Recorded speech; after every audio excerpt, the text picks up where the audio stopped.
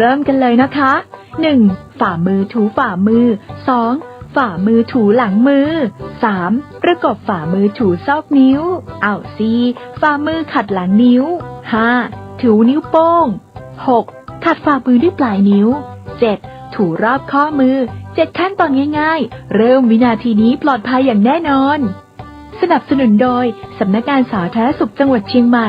ร่วมกับชมรมผู้ประกอบการวิทยุกระจายเสียงเชียงใหม่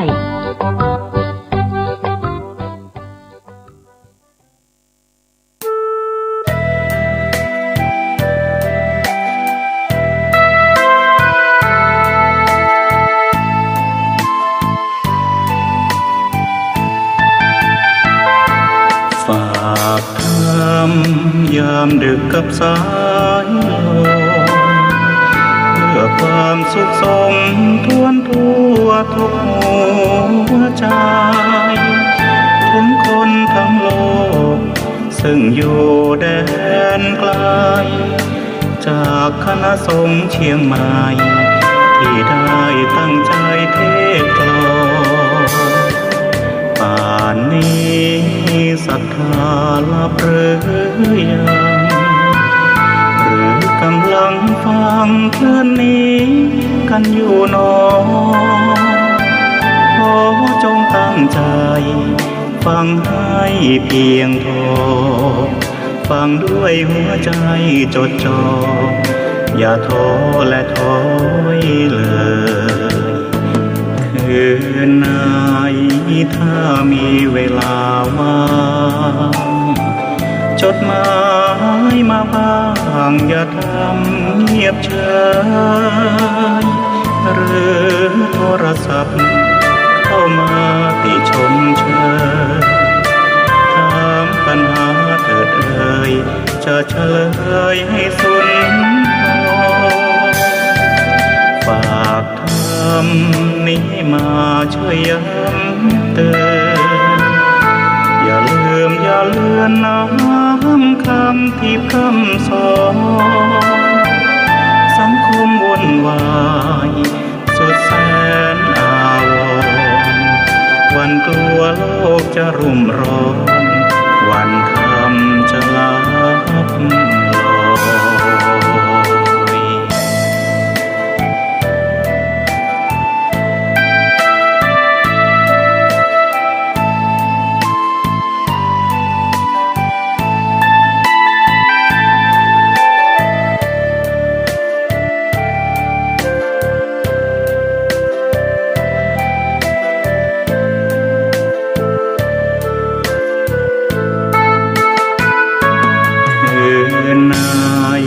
ถ้ามีเวลาว่า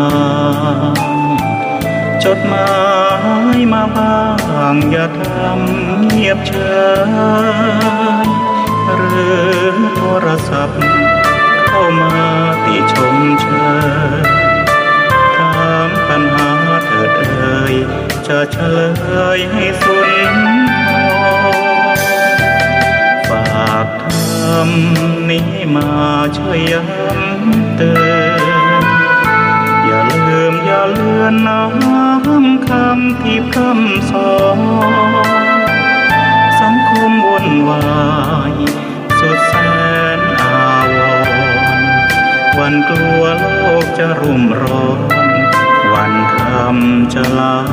บลอย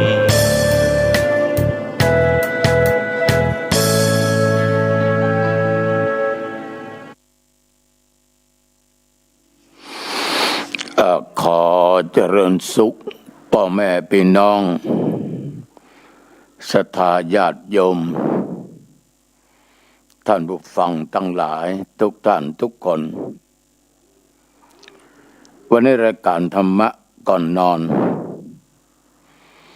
ณทางสถานีวิทยุศูนย์การเผยแพร่ธรรมของวัดฝ่ายหินอำเภอเมืองจังหวัดเชียงใหม่วันนี้ญาติโยมก็ตรงกับวันอังคารทุกวันอังคารตั้งแต่เวลาบัดเดี๋ยวนี้เป็นต้นไป ตัวเจ้าวัดหนองตองหางดงจังหวัดเชียงใหม่ ตนนี้ก็จะได้นำเอาธรรมะมามาจามาพบมาปะกับญาติกับโยมในตอนดึกตอนดื่นเป็นประจำจะไปฟังเบื่อกันเถอะเนอะ ไปฟังเบื่อกันเถอะจะไปฟังปิดวิทยุออกคำละตุนี่นะมันต้องมารับมานอนกะหนาวมันจะตายเปิ้นจะนอนรับมูแอบแอบแอบ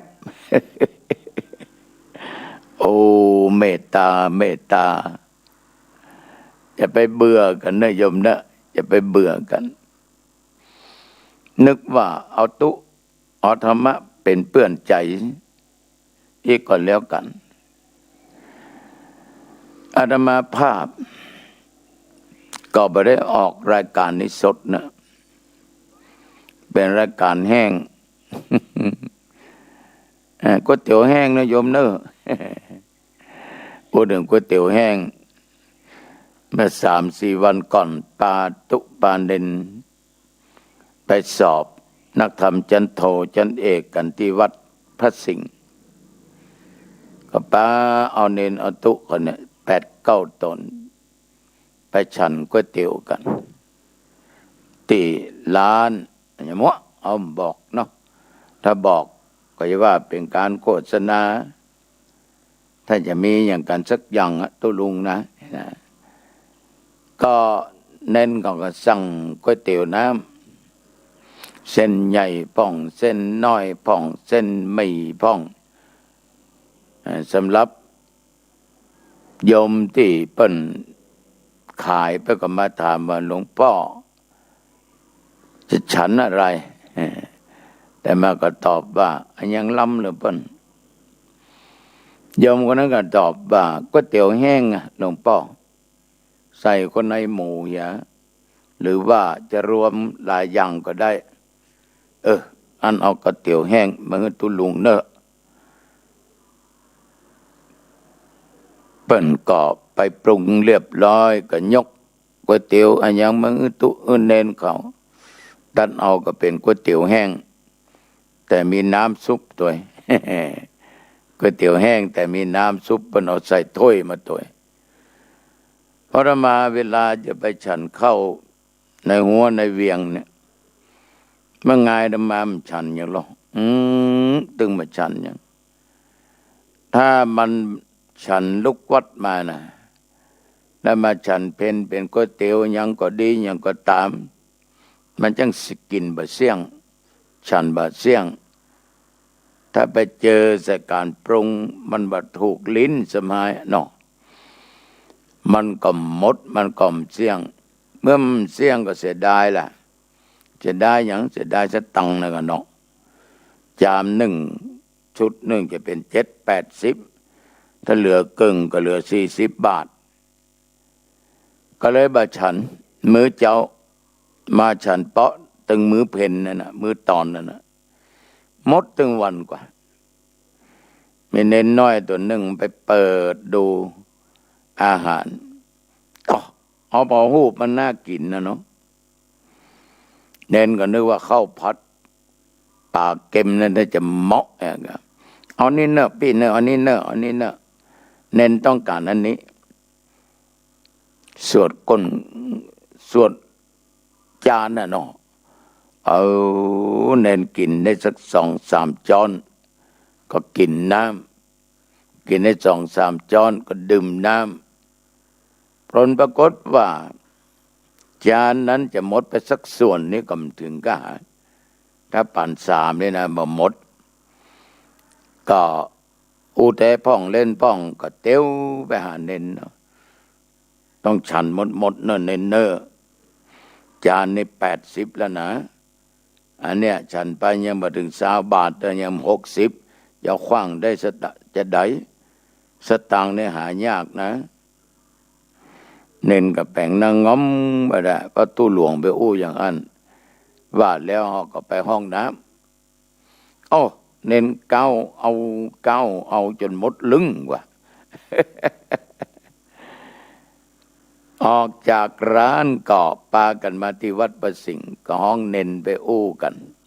พยายป้องครับลูกเน้นลำก็วันนี้เก็มพอโตครับหลวงป่อ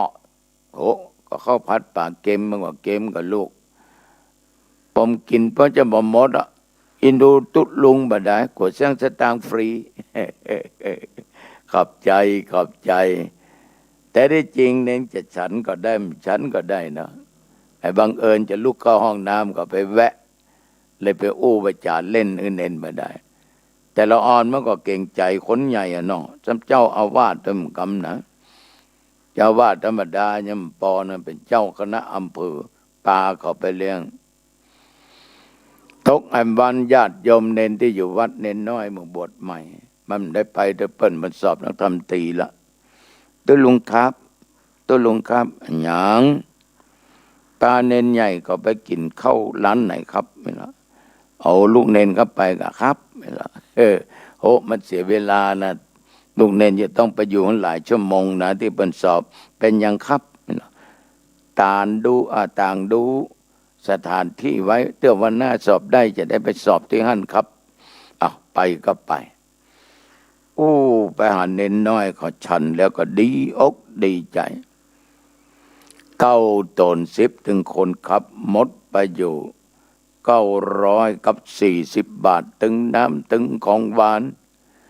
ก็เลี้ยงเน้นเลี้ยงตุตึงวันนะอินดูเขาอยู่วัดอยู่ว่าก็ถึงเลี้ยงละนะแต่อาหารการกินพอก็เลี้ยงละเนี่ยญาติโยมบางสิ่งบางอย่างเนี่ยญาติโยมย่อมเข้าใจอันยังก็สบายเหมือนตุอันยังก็สบายเหมือนตุบ้านบ่ต้องเจ้าเข้าบ่ต้องซื้อเนี่ยมันส่งเข้าเฮากินทั้งวันเนี่ยเมื่อเขาใส่บาตรทั้งวันคนที่ว่านี่นะวัดมันบ่เข้าพระเจ้ามันก็ตึมไว้ส่งเข้าไม่ต้องถามหาตักบาตรมีทางหันตัวเจ้าพระเนนบาตรไปมันนึงลบนะถ้าเราจมตัวเดือดตัวขี้ค้านการบัญญัติบัญทำเดือดอย่าหุสะเศร้าในวัดกินแล้วก็เต้านอนรับอย่าบ่ได้เตื้อมันไปวัดมันไปปะใส่ตุเจ้ากำลังพักผ่อนตอนที่บรรยากาศนั้นมันหันลงมันไปหันตอนที่เปิ้นนอนเปิ้นพักผ่อนกันตอนการอย่างกาทำได้ไปองค์เงียนทำได้ยากการหรือหยุดการงานมันไปปะอันนั้นแล้วมันก็มามาจ่าสบายเหมือนตุสบายเหมือนเน้นการบัญญัติบัตรธรรมเอาเป็นคนบ้านหัวตากแดดเพ่งไปส่งเขากินยี่หยังไปใส่เขากินยี่หยังมันเหลือผู้เศรษฐีเนี่ยก็รู้เนี่ยนายกระตุ่มปีคนเนี้ยญาติโยมที่มันได้เป็นเศรษฐีนี่เล่าให้ฟังน้องในธรรมเมืองมันมีโลกมหาวิบากนะวันหนึ่งสตาทั้งหลายมันก็เอามีดเอาผ้าเนี่ยเตียวเข้าป่าไปแต่ทีนี้ระหว่างมันเตียวจะเข้าป่านั่นนะเตียวไปทำตางไปหันพระประเจกเจ้าออกมาปิ่นดิบาตมันก็เอิ้นเปล่าแก่เจ้าบ้านเจ้าเมืองว่าพี่น้องทั้งหลายเฮ้ยพี่น้องทั้งหลายเฮ้ยบ่เดี๋ยวมีทุกเจ้ามาปิ่นดิบาตนื้อไปมีสังก็มาใส่บาตรนื้อว่าแล้วมันก็หนีเข้าป่าเข้าดอยไปก้ามันเอิ้นแต่เอี้ยน่ะตายจากกระตุ่มปีมาเป็นเศรษฐีโยมมีเงินมีทองมีข้าวมีของญาติโยมยิ้มเนาะกันนี้อันตุน้องตองก็ดีตุเจ้าอย่างก็ดีออกบิณฑบาตเอามันได้ใส่เอาเอิ้นบ่ได้ก็ได้เป็นเศรษฐี อย่าคิดอย่างนั้นนะโยมนะจะไปคิดอย่างนั้นเนอะมันจะอย่างนั้นนะมันเข้าแพะเข้าป่าไปพอสมควรได้ไม่ได้อย่างพักป่ามากับปิกล่ะพอดีทุกเจ้าก็ไปบิณฑบาตไปถึงบ้านของมันนะกะ โอ้เมียมันเนี่ยหูข่าวว่าจะมีตุเจ้ามาปิ่นที่บาทก็ดีอกดีใจม่วนอกม่วนใจใกล้หันตุเจ้าใครไทยทำบุญใครตักบาตรเตรียมอาหารอย่างดีกับข้าวอย่างดีแล้วไปใส่บาตรให้แก่ตุเจ้าก็ที่จะปั่นปอนอายุวันโนสุขังพลังเนาะแล้วตุเจ้าก็จะกลับวัดที่พักของตัวเองเวลานั้นมันก็เตียวส่วนต่างมาอันตุเจ้าบิณฑบาตมาโอ้สมณะหัวโล้นหยุดก่อนได้นักก็วันนี้ขอก้อยรอตุเจ้าเปิ้นก็ถึมปากเปิ้นถึมว่าจะเงื้อเนาะมันก็เปิดฝาบาทโปตตโมสังโฆมันจำได้ว่าเข้าอันเนี้ยอาหารอย่างเงี้ยมีที่บ้านมันเมียมันคงจะเอามาใส่บาตรตุเจ้าตนนี้มันก็เกิดความกินแหน่งแข็งใจขึ้นโอ้ของกินอันดีอันล้ำอันปานนิดอย่างเงี้ยกูกินก็อิ่มต้องแต่บ่อันเอาคือคนยาการบ้านกูก็แล้วกิจการงานอันนี้เมืองคือคนหัวโล้นหัวมดกินแล้วเต้านอนหลับอยู่บดายเกิดความกินแหน่งแข็งใจขึ้นเนี่ยเศรษฐีคนนี้เลยอดกันอยากในชาติหนึ่งยมทั้งหลายเป็นคนทุกข์ยากอับจนอดกันอยากตายไปเป็นเพศเป็นผีพุ่นเพราะมันเกิดความกินแหน่งแข็งใจลูกทีนี้ป้อออกไม่ออกญาติโยมเศรษฐีในชาติเนี่ยของมันเนี่ยมันบ่มีลูกบ่มีเต้ามาสืบแทนตระกูลของมันเฮาของสัมปติต่างๆนานาที่มันมีนั่นน่ะตายแล้วเพิ่งก็เก็บไปไว้เป็นของหลวงอย่าในเล่มในสางของหลวงอย่าเพราะได้ญาติโยมมันมีลูกเต้าสืบแทนตระกูลไปมีได้จะไหนวันหนึ่งเพิ่นบอกว่าเศรษฐีคนเนี้ยมันเป็นอดีตชาติเป็นกระตุ้มปีมันก็มีกระตุ้มปีลูกปีอ้ายของมันคนหนึ่งแล้วเพิ่นก็มีลูกเนาะทีนี้โยมทั้งหลายลูกอ้ายมันก็ตายก็ละลูกไว้ก็เป็นหลานของมันนะมันก็ได้ทรัพย์สมบัติสืบต่อจากอ้ายมันทีนี้ละอ่อนคนเนี้ยโยมทั้งหลายไปหันอย่างเขียนเล่มนี้ก็ของพ่อกูบ้านหลังนี้ก็ของพ่อกูที่อันนี้ก็เป็นที่พ่อกู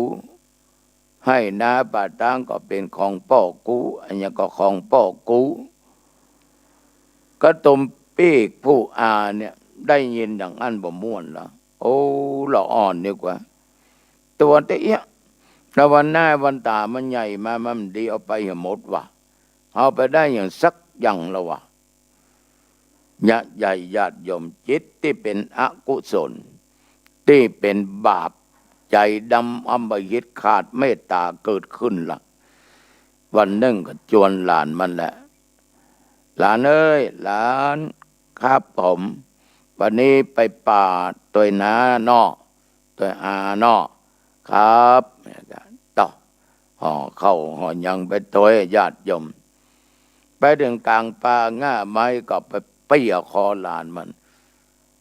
บิดคอหลานมันแหละจนหลานมันตายโยมทั้งหลายจนหลานมันตายนะเนี่ยด้วยกรรมวิบากอันเนี้ยเกิดมาชาตินี้เป็นเศรษฐีก็จริงที่เป็นเศรษฐีเพราะเอิ้นเปล่าเขามาใส่บาตรสาธุชนญาติโยมที่ว่ามีลูกมีเต้ามีหลานสืบแทนตระกูลเพราะไปบิดคอลูกของอ้ายมันซึ่งก็เป็นหลานของมันแล้วที่มันตายแล้วอดกั้นอยากไปอยู่ในปัจจาเป็นเพศเป็นผีก็เพราะเศรษฐีคนนี้มันเกิดความกินแหน่งแข็งใจ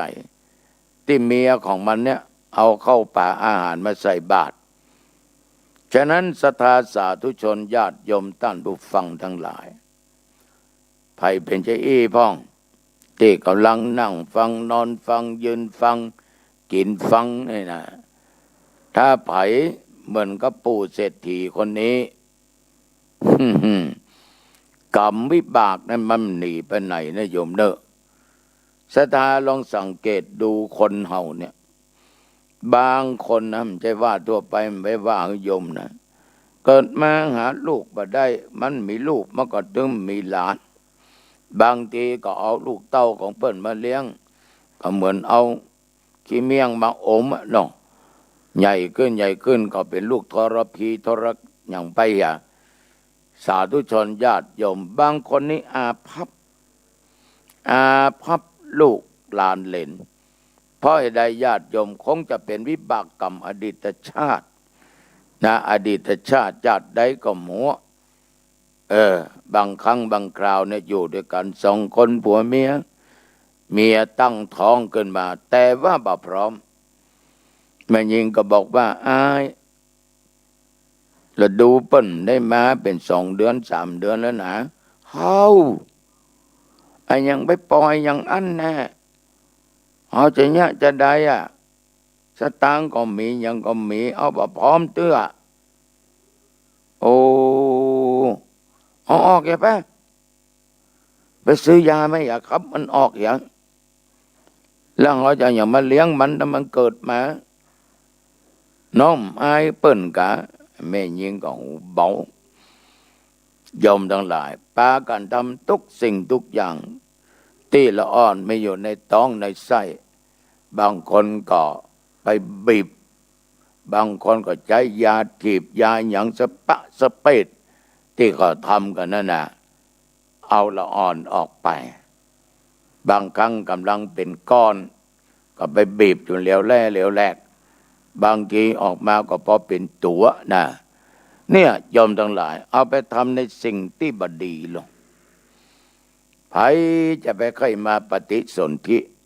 จะมีไผค่อยมาเป็นลูกเป็นเต้ามาเกิดเพราะเอาเป็นคนใจดำอำมหิตยะอย่างพิษศีลพิษธรรมของบ้านของเมืองมันมีโลกเนี่ยนั่งฟังเนี่ย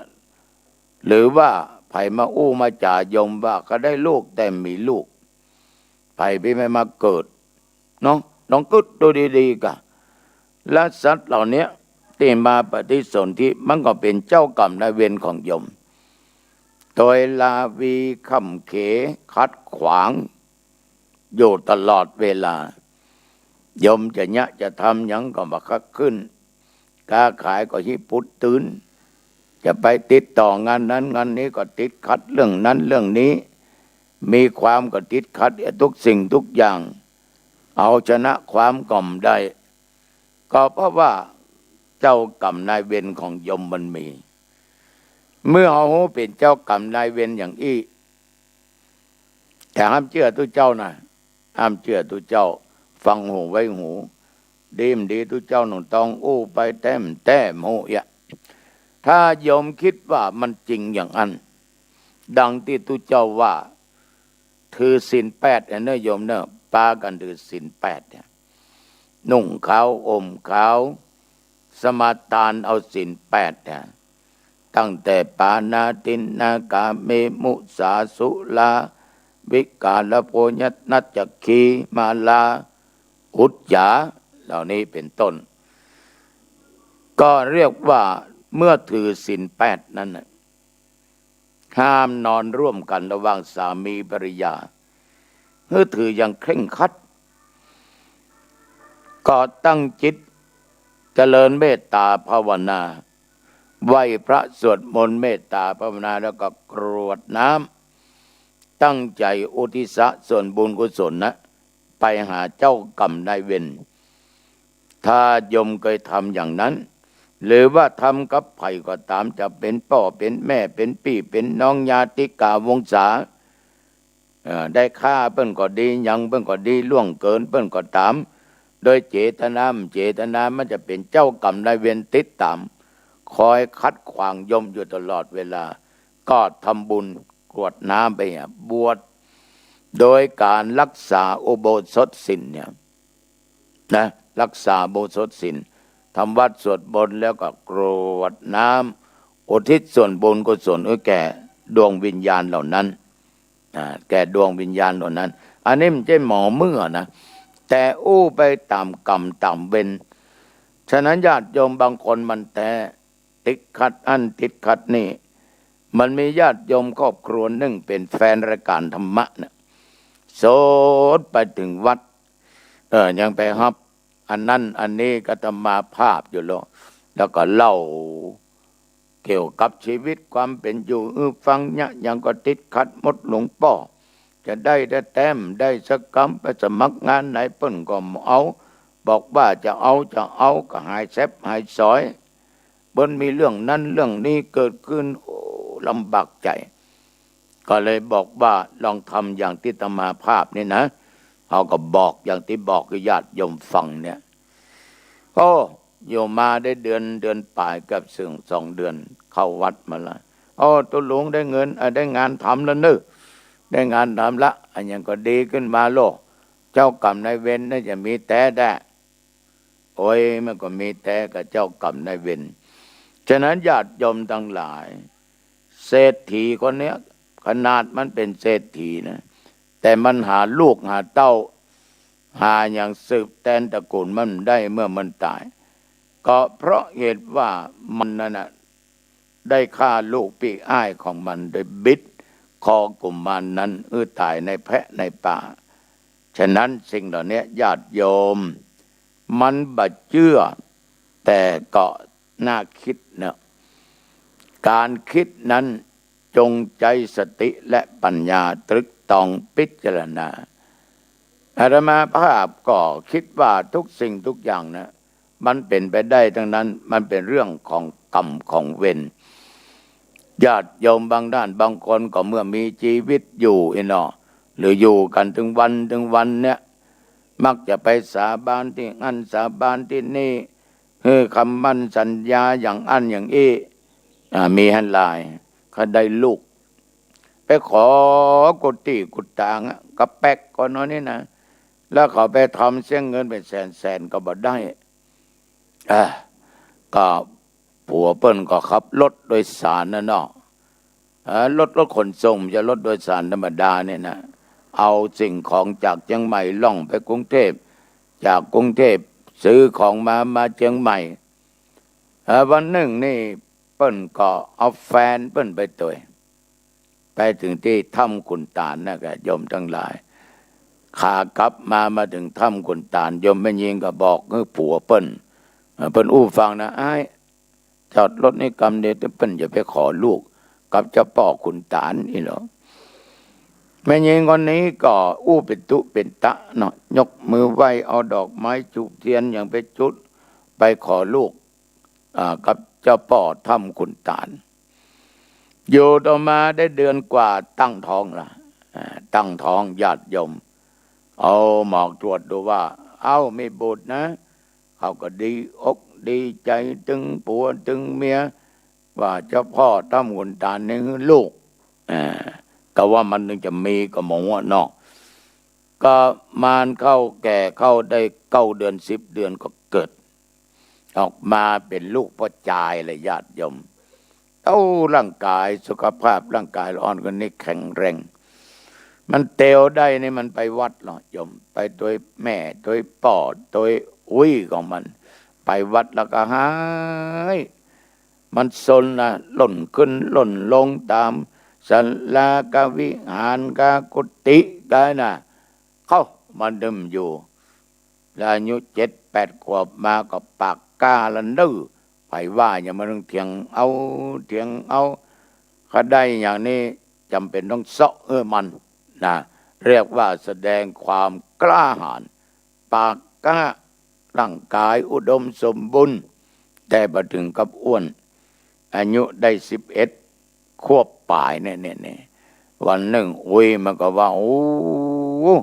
กิงอย่ามาหายแตะหายว่าอย่างปะล่ำปะเหลือยังบะอยู่บะกินเนี่ยป้องอย่างอันปะล่ำปะเหลือว่ามันอย่างยิงมันลูกที่ไหนมาเกิดบ้างอย่ามาหายอย่างละอ่อนคนนั้นก็ตอบว่าลูกทำขุนตาลมาเกิดกะญาติโยมทั้งหลายบอกคำว่าลูกทำขุนตาลมาเกิดเนี่ยมันตกใจก็ไปถามแม่มันอีน้อย มึงไปสาบนสาบานอย่างที่ไหนอธิษฐานไปขอลูกที่ไหนแม่ละอ่อนนี่ก็บอกว่าก็คราวแล้วไปขอที่ถ้ำขุนตานกับแม่อีเอ้ยก็ได้ละอ่อนคนนี้มาบาเดลละอ่อนคนนี้ก็เรียนหนังสืออยู่ในมหาลัยปี2แล้วก็ปีนี้นะก็เป็นละอ่อนที่มีความคิดดีถึงเมื่อน้อยจะซนเมื่อน้อยจะหายบ้ายังจะเที่ยงแต่ใหญ่มากับเป็นละอ่อนดีตั้งอกตั้งใจศึกษาเรียนก็อวดก็ชมแม่ก็สบายจิตสบายใจแต่ว่าแม่เพิ่นก็ถึงฮักหลานเปิ้นฉะนั้นศรัทธาสาธุชนญาติโยมทั้งหลายเขาจะหันได้ว่าบางครั้งการอธิษฐานหรือคำมั่นสัญญาอย่างนั้นมันก็อาจจะเป็นจริงได้บ่เป็นจริงได้จะไปเชื่อล้ำไปก็ไม่ดีแต่ทีนี้ต่อมาเนี่ย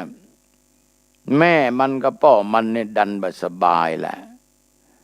เกิดบ่สบายขึ้นเต้าไปถามหมอหลายที่หลายแห่งหลายหนไปองค์ยาหมอก็บอกว่าไม่มีโรคอะไรนะอุปทานไปเองทีนี้ก็มีคนไปถ่ายทักแล้วก็ไปที่วัดอาตมาก็ถามว่าเคยให้คำมั่นสัญญาและสาบานอย่างไว้พ้องลองนึกดูหรอ7-8 ปีก่อนนั้นน่ะได้สาบานอย่างแล้วไปแก้หรือยังเขาก็กึดได้ว่าไปขอลูกขอเต้าตีเจ้าพ่อขุนตาลในที่สุดญาติโยมทั้งหลายถึงบางอ้อก็บอกให้เขาเนี่ยถือศีล 8แล้วก็ทำบุญอุทิศส่วนบุญกุศลเราไปบอกไปกล่าวเพื่อเนี่ยว่าได้สมปรารถนาละในที่สุดโยมทั้งหลายเขาก็กระทำตามก็อยู่สุขสบายดีมีความสุขความเจริญก้าวหน้าดีอันที่เจ็บที่เป็นเคยอดแอดก็หายไปอันเนี้ยมันกับบางท่านบางคนอาจจะได้ไปคำมั่นสัญญากับอันนั้นกับอันนี้ถ้าสมปรารถนาได้มาจะเลี้ยงจะแก้จะอย่างอันอย่างอี้นะโยมทั้งหลายมันแน่เนอะโยมมันอาจจะมาทวงหนี้นะก็เหมือนโยมไปกู้หนี้ยืมสินกับไผ่กันไปขอยืมสตางค์เปิ้นสัก1,000 2,000 10,000หรือไปยืมเข้ายืมของเปิ้นบอกว่าวันหน้ามีจะมาฮื้อเนอขอยืมกันเตอะจะฮื้อเพียดอกเบี้ยไว้น่ะไอ้เจ้าหนี้มันก็ต้องกองหาตลอดแม่งก็เมื่อใดมันจะมาฮื้อนะมันบอกว่า2-3 เดือนจะมาฮื้อก็มาหายเซฟหายซอยเจ้าหนี้มันก็กูดกองมันมันก็ต้องทวงเมื่อใดจะมาฮื้อน่ะต้องการใจแล้วนะแน่ก็มาฮื้อสักเตื้อได้มาก็ไปฮื้อเปิ้นเนี่ยโยมมันก็ทวงอยู่หั่นตลอดมันก็ดึงเอาไว้ตลอดแทนที่เขาจะก้าวหน้าแทนที่เขาจะเนี่ยยังประสบผลสำเร็จแทนที่เขาจะประสบแต่ความสุขมักจะเกิดความเสื่อมแล้วก็ทำอย่างประสบผลสำเร็จเพราะว่าเจ้ากรรมนายเวรของเฮานั้นมาทวงโยมมันมาทวงเฮาสาบานเปิ้นไว้เอาได้ได้จ่าเปิ้นไว้แต่เฮาประสบผลสำเร็จเฮาบ่ได้ไปแก้อันนี้ก็น่าคิดเนอะก็ไม่ใช่เรื่องงมงายอย่างกับเรื่องกรรมเรื่องเวรนั่นเองนะถ้าไผกึดได้อย่างใดก็ตามญาติโยมก็ถือศีล 8เนี่ยอุโบสถศีลและทำวัดสวดมนต์ไหว้พระสวดมนต์เจริญสมาธิภาวนากรวดน้ำอุทิศส่วนบุญกุศลไปให้เจ้ากรรมนายเวรเนี่ยโยมก็จะอยู่สุขสบายก็ได้นะฉะนั้นเรื่องกรรมเรื่องเวรเป็นเรื่องที่เฮาทุกคนนั้นมองกันหันอยู่อย่างคนบางคนเนี่ยทรมานทรกรรมตายก็ตายง่ายๆค้างอกค้างอ้อยอย่างนั้นนะบางทีจะไปไหนก็ไม่ได้จะลุกจะยืนจะเดิน เหินไปหันนี่ก็ไม่ได้กินหยังก็ลำบาก โอ้ลำบากลำบนคนที่มาหูมาหันก็ว่า มันคงจะเป็นกรรมเว้นของมันนะเนี่ยเป็นกรรมเว้นของมันนะเพราะกรรมเนี่ยยอมทั้งหลายมันปรากฏเงื่อนได้ มีโยมคนหนึ่งมันชอบเล่นกวาง แล้วก็ใส่บลอด แล้วก็ใส่เบ็ดกล่องเอาน้ำนามาแล้วไปใส่เบ็ดกล่องนะไปใส่ดักป่าชอบโจรกวางชอบเลี้ยงไก่โจรชอบเอาไก่มาโจรกัน ทีนี้อายุสังขารเพิ่นนี่ก็อยู่ในวัยกลางคนเพิ่นก็เจ็บเป็นมาหลายเตื้อก็ยุกยาก็หาย แต่คราวนี้ญาติโยมยุกยาบ่หาย เพราะเป็นโรคมะเร็งป่วยเป็นโรคมะเร็งญาติโยมทั้งหลายทรมานทรกรรมเปื่อนฮ้อนตามเนื้อตามตัวตามหัวสะปะสะเพ็ดญาติพี่น้องก็ไปเอี่ยวทุกเจ้าก็ได้มีโอกาสไปเอี่ยวเปิ้นอยู่คนละบ้านคนละจองกัน แต่ว่าเคารพกันนับถือคุ้นเคยกันก็ไปหันภาพแล้วก็น่าสังเวชสลดใจโยมคนนี้เปิ้นเปื่อนฮ้อนตามเนื้อตามตัวฮ้อนเขาก็ปกลุกนั่งคนหนึ่งก็เอาผ้าเนี่ยนะผ้าขนหนูนะผ้าเช็ดหน้าเนี่ยนะจุบน้ำปั้นแล้วก็เอามาปกหัวป้องเอามาเช็ดตำหัวตำเนื้อตำตัวเปียแขนขึ้นเอาเช็ดเปียที่เกาแหพอแล้วเหมือนกับเปิ้นใส่น้ำไก่อย่างใดอย่างนั้นน่ะแกก็ยังเปื่อนฮ้อนอยู่ในที่สุดเขาก็จะเอานอนแกก็มานอนก็เลยเอาหมอนมาวางไว้ทางหน้าก็โมบลงไปหมอบลงไปน้ำเอาน้ำมาลองน้ำมันจะหามีสักเม็ดบอกว่าน้ำมาน้ำมีอันนั้นคงจะหั่นน้ำนองแล้วก็ไปใส่หรือมาก็ใส่เบ็ดกล่องนะเนี่ยต่อไม่ออกญาติโยมมันเป็นกรรมเป็นเวรที่สร้างไว้มันปรากฏเงื่อนเป็นว่ากรรมนิมิตมีข้าราชการคนหนึ่งแต่อาตมาไม่จำเป็นต้องเอ่ยชื่อเพิ่นนะแต่ศรัทธาเคยหันออกทีวีนี่เปิ้นจะใส่แว่นตาดำตาเปิ้นเสียไปข้างหนึ่งเปิ้นมาที่วัดนั้นหลวงพ่อก็เขาถามเปิ้นก่อนได้เอามันชอบถามเลยยมขอโทษตาเสียเหรอแกก็ตอบว่าตาบอดไปหนึ่งข้างหลวงพ่อมันเป็นกรรมเป็นเวรของผมเอ้ายมไปทำอะไรไว้ล่ะก็หลายปีที่ผ่านมานั้นน่ะหลวงพ่อที่บ้านก็มีหนองน้ำมีสระน้ำอยู่ผมก็ไปตกเบ็ดหลายครั้งบางครั้งก็ขอเบ็ดไปเกี่ยวกับตาปลาก็ได้ปลามาพอขอเบ็ดไปเกี่ยวเอาแล้วก็ทำอย่างนี้เจออย่างนี้หลายครั้งอยู่ต่อมาผมก็เจ็บตาผมแดงเหมือนกับเลือดเนี่ยออกที่ตาก็ไปหาหมอก็รักษาเอายาหยอดแล้วก็ฉีดยาให้ยาทานก็ให้ทุกสิ่งทุกอย่างแต่ว่าโรคนั้นก็ไม่หายอยู่ต่อมาไม่ถึงปีนะตาผมก็มองไม่เห็น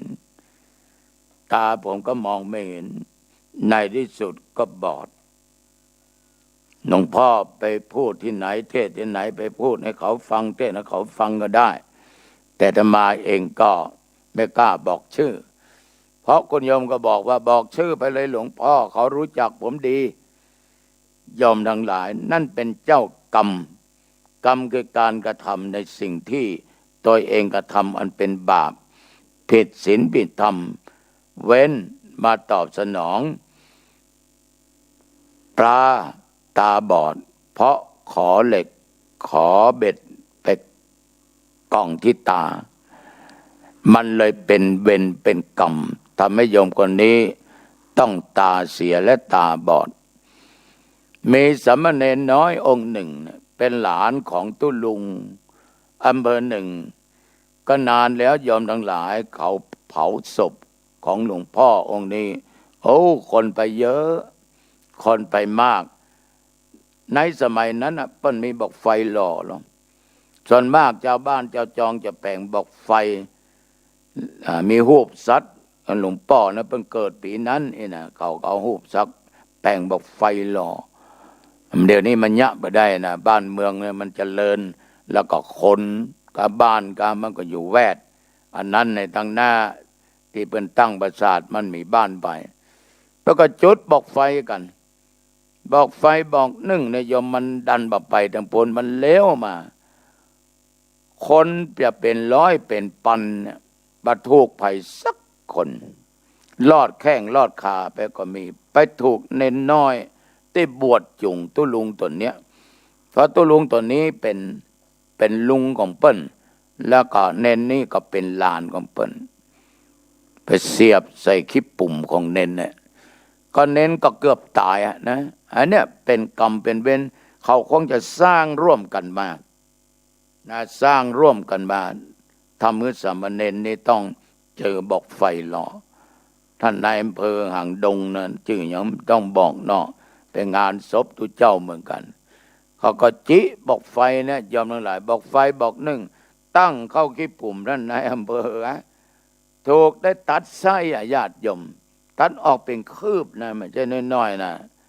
อันเนี้ยคือกรรมเวรอย่างอามาภาพยิงนกเอี้ยงเนี่ย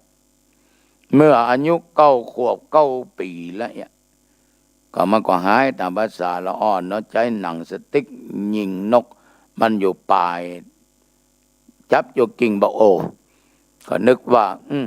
ลกคนเนี่ยจะปิ้งอย่าได้กินนกนกปิ้งหนังสติ๊กหมดปุ๊บนกตัวนั้นก็วันเว้นตกลงมาพอออกไม่ออกญาติโยมวิ่งไปเนี่ยไม่จะเอานกนะไปลกคนจะปิ้งกินสักกำมันมาตายบินป๊บไปจับกิ่งบอกโอ้จับมาได้สตาเพราะได้ญาติโยมว่าเพราะแข้งมันหักขามันหักมันโดนลูกกงของสมณเณรของเด็กชายบุญตันอุปสารทีนี้ธรรมาก็เข้ามาบวชอยู่วัดเนี่ยยอมทั้งหลายได้50 ปีจนอายุ59นะมัน9 ขวบแล้วอายุ59ก็นึกตลอดเวลาว่ากรรมที่ยิงนกเอี้ยงมันต้องมีสักวันหนึ่งมันจะมาซ้ายมันจะมาตอบวันนั้นนั่งรถไปเตะที่บ้านต้องฝ่ายตั้งตุ้งเซลสันปะตองหมดนะก็เต้ทำจบเวลาประมาณ3 ทุ่มป่ายเล็กน้อยฝนก็ลงสิป่วยจ่านี่กูเตื้อมันจะแผ่เมตตายังกินจิวันตาหลวงวันตาน้อยกาเยวันนั้นมันมาเอาไว้บอกว่าท่านลุยปิกเตอตัวลงปิกเตอเดี๋ยวฝนจะตกนักประเทศทางขวงบ้านโลที่เต็นนั่นนะฝนมาสุยก็พากันขึ้นรถคนขับนั่นก็ก้อยขับมานั่นก็ถึงหูกันว่าฝนตกฝนตางมันมึนก็เลยไปเหี่ยวปาลานมาผ่านบ้านปาลานมาถึงกงบ้านศพหานญาติโยมทั้งหลายมีรถกันหนึ่งมันไปปัวหลวงวัดหนองไคปีนั้นเป็นปี48นะวันที่3 เมษายน 2548 3 ทุ่มกว่ารถกันนั้นมันเสียหลักคนขับมันเมารถมันก็เมาโดยวันเว้นคนขับรถตมาภาพก็อู้กันแตะเบรกแตะเพราะวิ่งมาบ่อยบ่เกิน40ก้อยมาโยมทั้งหลาย40 ปลาย50 ปลายป้องบ่เกิน60สายแล้วตุ่มผลปรากฏว่าขาธรรมานี่ตุ้ยเลยบอกเนี่ยมันหักคนขับก็ถามว่าตุลุงเป็นยายพ่องขาหักบ่าก็เลยไข้หัวกันก็ถามว่าเป็นยายพ่องแกก็บอกว่าผมเป็นหยังบวกตั้งหน้านะญาติโยมทั้งหลายขาธรรมาภาพก็เลยหักไปหักไปอันนี้มันคงจะเป็นกรรมเวรที่เขายิงนกเอี้ยงนั่นนะได้ถึง50 ปีมันมาฮื้อผลมันมาสนอง 50 ปีนั่นอาตมาคงจะมีบุญนักหนาแน่นปึ๊กพอสมควรแต่ระยะนั้นบุญคงจะจางไปบางไปมันก็เลยเจาะได้ญาติโยมฉะนั้นกรรมอันใดก็ตามเวรอันใดก็ตามที่โยมทำนึกว่ามันคงจะหายมันคงจะหมดมันไม่หมดมันก็เป็นอย่างเงาที่ตามตัวเขาเนี่ยเขาเตียวกลางแดดกลางหยังเขาก็จะหันเงาตัวเก่าเมื่อคืนเอาอยู่ที่ไฟฟ้ามันมีแสงสว่างเอาก็จะปะเงาถ้าเข้าที่มืดเข้าที่ห่มยองก็บอกว่าเงามันหายไปแต่จริงมันหายมันก็มีนั่นแหละนะบ้านที่มืดบ้านที่แจ้งมันจะติดตามไปทุกคนทุกแห่งกรรมก็เช่นเดียวกันญาติโยมมันก็จะติดตามตัวเฮาเนี่ยไปทุกคนทุกแห่ง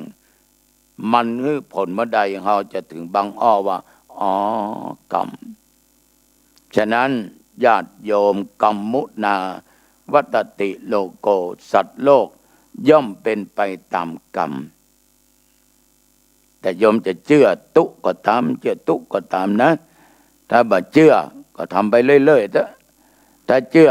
ก็เว้นเนี่ยละบาปละหาบบุญเนี่ยเนอะเอาละอู้ไปอู้มาก็เป็นเวลาพอสมควรเอาจะรับจะนอนแล้วก็เข้าบ้านก็จองปิดประตูบ้านประตูจองไอ้นื้อปิดเรียบร้อยขึ้นหอขึ้นเงินปิดประตูขั้นใดอ่ะ ปิดหน้าต่างไอ้นื้อญาติโยมทั้งหลายเก็บของที่มีค่ามีราคาไว้เป็นที่จนขโมยนักนะแล้วก็ของใดที่โยมจะใช้ไปยักการยังงานผู้ก็ไว้ที่มันผ่านนะที่มันดูง่ายๆอาบน้ำอาบท่านะอาบน้ำอย่าไปขี้ค้านเหมือนเน้นเขาคืออาบน้ำอาบท่าใส่ผ้าที่โยมชอบชุดไหนที่โยมชอบนุ่งแล้วมันสะดวกสบายดีมันบักกับ มันบักอึดอัดก็ใส่ชุดนั่นแหละใครปะแป้งกับปะเลยอยู่บ้านไปถึงหมู่บ้านเอาเข้าห้องพระมีห้องพระก็เข้าห้องนอนจะกินน้ำก็กินเดี๋ยวจะกินข้าวก็กินเดี๋ยวเนอะแล้วก็ไหว้พระสวดมนต์กราบพระ5 ครั้งกราบครั้งแรกนึกถึงพระพุทธเจ้ากราบครั้งที่2นึกถึงคุณแห่งพระธรรมกรา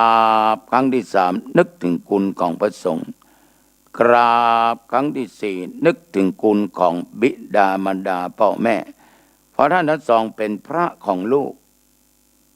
แม่กำเนิดเกิดมาพ่อเป็นผู้ให้ชีวิตกราบลงกราบครั้งที่5นึกถึงคุณครูอาจารย์อุปัชฌยะเฮาเป็นพระเป็นทุได้เพราะอุปัชฌยะเปิ้นบวชเปิ้นเป็กเฮาอ่านหนังสือได้เพราะครูอาจารย์เปิ้นวิชาความรู้ในด้านศิลปะวิชาการต่างๆเฮาต้องกราบกำนั้นญาติโยมศรัทธาสาธุชนทั้งหลายเพื่อนึกถึงผู้มีพระคุณปู่ย่าตายายก็ดีบรรพบุรุษตลอดจนสิ่งต่างๆนั้นนะแม้แต่ดินน้ำลมไฟก็มีคุณต่อเฮาบุญศีลบุญธรรมบุญกินบุญทานไหว้พระสวดมนต์เสร็จนั่งสมาธิพอสมควรนะแล้วก็แผ่เมตตาเนอะเจ้ากรรมนายเวรเทพบุตรเทวดาแก่ผู้ล่วงลับดับขันอาจเป็นพ่อเป็นแม่ปู่ย่าตายายมิตรแก้วสหายคำสรรพสัตว์ทั้งหลายเจ้ากรรมนายเวรทั้งหลายเทพบุตรเทวดารักษาหอเงินก็ดีที่อยู่ที่อาศัยก็แผ่เมตตาท่านเหล่านั้นเรียบร้อยแล้วก็ตั้งจิตอธิษฐานว่าข้าพเจ้าชื่อนั้นนามสกุลนั้นเกิดมาจากไหนจากใดขอเป็นคนมีสติและปัญญาเฉลียวฉลาดอันว่าความทุกข์ความยากความอดความอยากจงอย่าได้เกิดมีแก่ข้าพเจ้าขอข้าพเจ้าได้เกิดร่วมชาติพระสิริยะเมตไตรยมก็ตั้งจิตอธิษฐานเอาอย่างแล้วก็สำรวจดูข้อศีลถึง5ปานาวันนี้ได้ฆ่าก็มีทรมานก็ไม่ได้ทรมานอาทินนาได้ลักได้โลภได้โกงได้จุได้หลอกเอาเปิ้นก็ไม่มี กามได้ประพฤติผิดในกามในผัวในเมียเพิ่งก็ไม่มีมุสาได้ด่าได้ติสินนินทาครูบาอาจารย์เล่าหน้าจากขวัญได้จุได้ไล่พระสงฆ์องค์เด่นพ่อแม่ครูบาอาจารย์ก็ไม่มีต่อเพื่อนฝูงไม่มีสุราดื่มสุราและเมลัยก็เอาสิ่งเสพติดยาบ้ายามาฝิ่นกัญชาโรอินก็สำรวจแล้ว5 ข้อบ่มีสุขติงยันตุโภคสัมปทานนิพพานะปัจจโยหนทุโนนิจังได้พร้อมหมดในญาติโยมเนอะขอลูกหลานทุกคนหลับสบายตื่นสบายขอเทบุตรเทวดาปกป้องคุ้มครองรักษาคุณพ่อคุณแม่ดูแลปกป้องอย่างญาติโยมท่านผู้ฟังวันนี้เป็นเวลาพอสมควรท้ายที่สุดขอญาติโยมทุกคนประกอบในธรรมะ4 ประการคืออายุวันนะสุขภละเหมือนกันทุกผู้ทุกคนเจริญพรพบกันใหม่โอกาสหน้า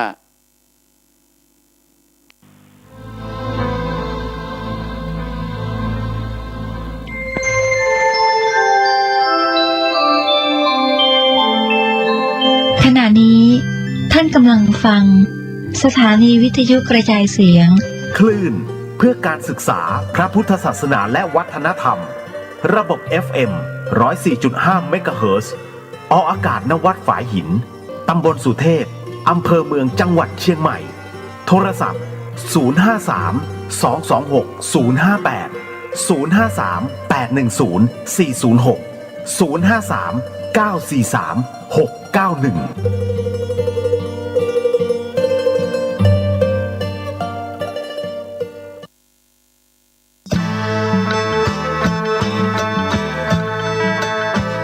ออกพรรษาถวายผ้ากฐินทานสืบสารพุทธประเพณี